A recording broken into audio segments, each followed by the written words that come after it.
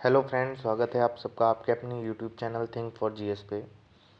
जैसा कि आप सभी जानते होंगे कि भारत सरकार ने गृह मंत्रालय ने 7 मई को एक व्यापक स्तर पे मॉक ड्रिल का आयोजन किया है। उसी संदर्भ में आज का वीडियो है। जानेंगे कि मॉक ड्रिल क्या होती है, क्या होता है इसमें, कैसे होती है, कैसे प्रोसीजर होता है इसका। इन सभी पॉइंट्स पे आज हम बात करेंगे इसमें। तो सबसे पहले जानते हैं कि मॉक ड्रिल होती क्या है आखिर। तो मॉक ड्रिल जो होती है, नागरिकों को युद्ध या हमले की स्थिति में सुरक्षित रहने की ट्रेनिंग दी जाती है उसमें। मतलब अभी तो युद्ध के आसार नज़र आ रहे हैं, क्योंकि भारत पाकिस्तान के बीच संबंध तनावपूर्ण है पहलगाम हमले को लेकर। सिंधु नदी का पानी रोक दिया गया है और कई सारे चीज़ें आयात निर्यात और इन सब चीज़ों पे प्रतिबंध। उनके जो लोग यहाँ रह रहे थे उनको फिर से वहाँ पे जो इनका सार्क के तहत वीज़ा चल रहा था वो सभी रद्द कर दिया गया।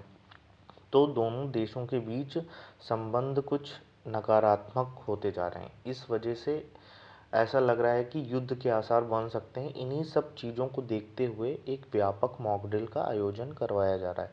मॉक ड्रिल्स कई तरीके की होती हैं, जैसे मान लीजिए आग से बचने के लिए, भूकंप से बचने के लिए। लेकिन अभी युद्ध के आसार नज़र आ रहे हैं, इस वजह से एक व्यापक स्तर पर मॉक ड्रिल का आयोजन करवाया जा रहा है। इसमें हवाई हमले, बमबारी या आपातकालीन स्थितियों से निपटने का अभ्यास शामिल होगा। ठीक है। फिर मॉक ड्रिल क्यों ज़रूरी है हमारे लिए? तो 1971 में जब भारत पाकिस्तान युद्ध हुआ था, उसके बाद से अभी तक कोई बड़े व्यापक पैमाने पे मॉक ड्रिल का आयोजन नहीं हुआ है। और अगर ये मॉक ड्रिल होता है तो ये भारत की तैयारी को भी एक बेहतर बनाएगा। भले ही युद्ध हो या ना हो, हम इसका पार्ट बने या ना बने, लेकिन भारत की अपनी जो स्ट्रेंथ है वो पता चल जाएगी, हमारी क्या कमियां हैं, हम कैसे वर्क कर सकते हैं आपातकालीन स्थितियों में। ये सारी चीज़ें हमें पता चल जाएंगी। ठीक। कब और कहाँ होगा आयोजन 7 मई वाला? तो ये किसी स्पेसिफिकेशन, मतलब स्पेसिफिक जगह पे नहीं होगा। ये पूरे देश में विभिन्न, अधिकतर तो सीमावर्ती राज्यों में होने की ज़्यादा संभावनाएं हैं जो पाकिस्तान से पास हैं।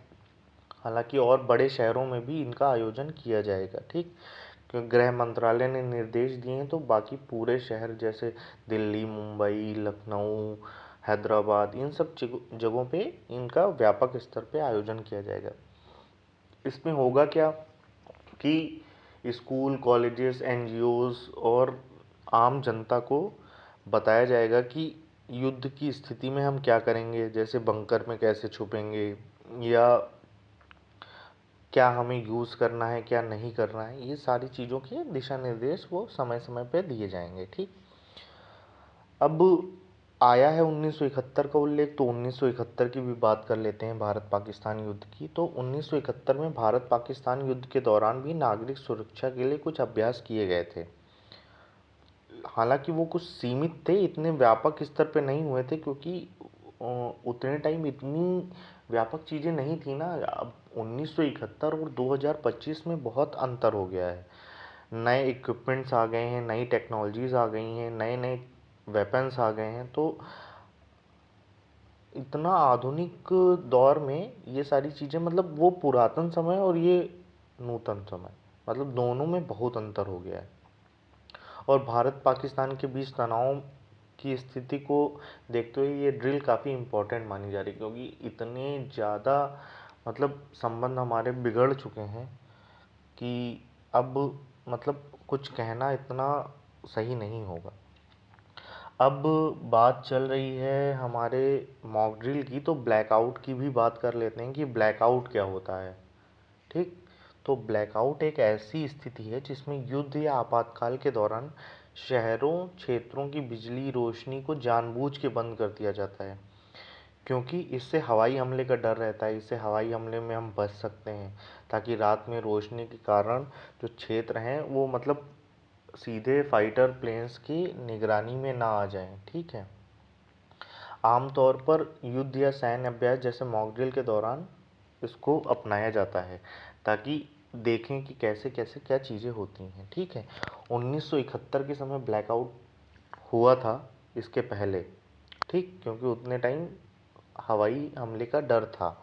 1971 में भारत पाकिस्तान युद्ध के दौरान भारत के कई बड़े शहरों में ब्लैकआउट लागू किया गया था, जैसे दिल्ली, मुंबई, कोलकाता, जयपुर। इन सब जगहों पे, बड़े बड़े जगहों पे ब्लैकआउट लागू किया गया था। ठीक है, खासकर सीमावर्ती और बड़े शहरों में, जैसा मैंने आपको बताया, रोशनी को कम कर दिया जाता है, बिजली बंद करने के निर्देश दिए जाते हैं ताकि पाकिस्तानी वायुसेना लक्ष्य निर्धारित करने में उसको मुश्किल हो। तो ये 1971 के समय पे किया गया था। ठीक, इसके प्रमुख पॉइंट्स देखेंगे क्या क्या होता है। तो इसका उद्देश्य दुश्मन के विमानों को भ्रमित करना है ताकि वे सैन्य ठिकानों या शहरों पर आसानी से हमला ना कर सकें।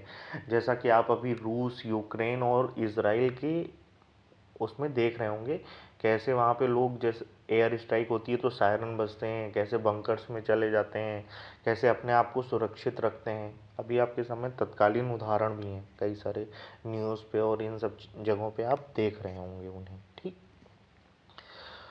सड़कों, घरों और इमारतों की बत्तियां बंद कर दी जाती हैं, खिड़कियों पर काले पर्दे डाल दिए जाते हैं। ठीक, ताकि रोशनी हमारे घर की बाहर ना जा सके। आवश्यक सेवाओं जैसे अस्पताल को छोड़कर बिजली आपूर्ति बहुत लिमिटेड कर दी जाती है। नागरिकों की भूमिका यह है कि लोगों को रात में रोशनी का उपयोग कम करने की सलाह दी जाती है। हवाई हवाई हमले के समय जो सायरन बजते हैं उसको मतलब सीरियसली लेने की गुजारिश की जाती है कि जब वो बजें तो किसी मजबूत इमारत या बंकर में छुप जाएं जाके। ठीक है, उदाहरण के तौर पे जैसे मैंने आपको पहले ही बता दिया कि 1971 में दिल्ली, मुंबई, कोलकाता जैसे शहरों में ब्लैकआउट के नियम लागू थे। ठीक, अब 2025 में डिफेंस ड्रिल और ब्लैकआउट का क्या महत्व होगा, इस पे बात करेंगे। तो 7 मई को जो व्यापक स्तर पे मॉक ड्रिल का आयोजन किया जा रहा है, इसमें ब्लैकआउट अभ्यास भी शामिल हो सकता है। मतलब अभी है नहीं, मैंने आपको बता दिया पहले से ही कि ये क्या चीज़ें हो सकती हैं। इस दौरान नागरिकों को प्रशिक्षित किया जाएगा कि हवाई हमले की स्थिति में रोशनी बंद करने और सुरक्षित रहने के लिए क्या करना चाहिए हमें। वो पहले ही मैं आपको बता चुका हूँ कि लाइट बंद कर दो और ब्लैक पर्दे का यूज़ करो, रोशनी कम से कम यूज़ करो, सुरक्षित स्थानों पे जाओ। ठीक, ब्लैकआउट के दौरान क्या करें क्या ना करें, जैसे सभी गैर आवश्यक बत्तियां बंद कर दें, पहले ही मैं बता चुका हूँ। खिड़कियों को काले कपड़े या कागज़ से ढक दें।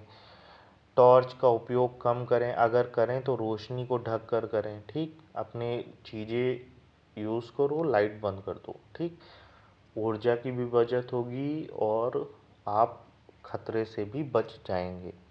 स्थानीय प्रशासन के निर्देशों का पालन करना बहुत ज़रूरी है। अगर आप नहीं करते हैं तो आप मुसीबत का सामना आपको करना पड़ सकता है।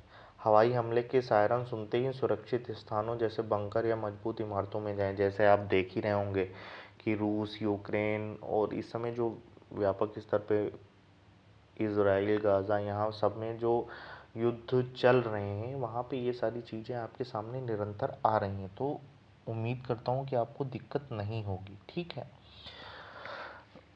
उम्मीद करता हूँ आपको ये वीडियो पसंद आया होगा। प्लीज़ वीडियो को लाइक करिएगा, शेयर करिएगा और सब्सक्राइब ज़रूर करिएगा। अपने जानने वालों तक इसको ज़रूर फॉरवर्ड करिएगा। इसमें बहुत इम्पॉर्टेंट जानकारियाँ हैं जो आपके परिवार के लिए और पूरे समाज के लिए बहुत ज़रूरी है जानना, क्योंकि जो अब वर्तमान समय में स्थितियाँ बन रही हैं ये बहुत अच्छी नहीं है। ठीक, युद्ध के होने की भी संभावनाएं हैं या जो भी हो, लेकिन हमें पहले से ही अवेयर रहना है, पहले से ही जागरूक रहना है। तभी हम इन चीज़ों से निपटने के लिए अपने आप को हैबिचुअल बना पाएंगे। ठीक है, उम्मीद करता हूँ आपको ये वीडियो ज़रूर पसंद आएगा। प्लीज़ वीडियो को लाइक करिएगा, शेयर करिएगा, सब्सक्राइब ज़रूर करिएगा।